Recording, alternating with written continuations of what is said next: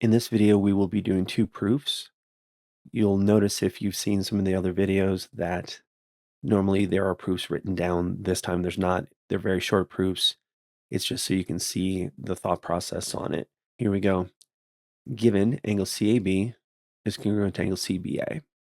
So angle CAB, we're going to do this in red because it's the whole thing, is congruent to angle CBA over here. And then angle CAE is congruent to angle CBD. So angle CAE right here is congruent to angle CBD over there. Now, prove that angle EAB is congruent to angle DBA. You can see these two big angles in the red are congruent.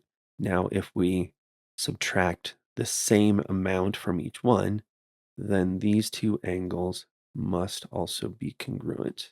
The theorem is if congruent angles are subtracted from congruent angles, then the differences are congruent. And that is here, and we have our proof.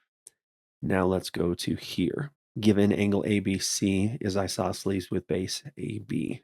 If we have base AB, that means that AC and BC are congruent. Then AD is congruent to EB. AD here is congruent to EB over here. Those are congruent. Prove DC is congruent to CE. Again, if these two bigger segments are congruent and we subtract these two congruent segments, we end up with congruent segments.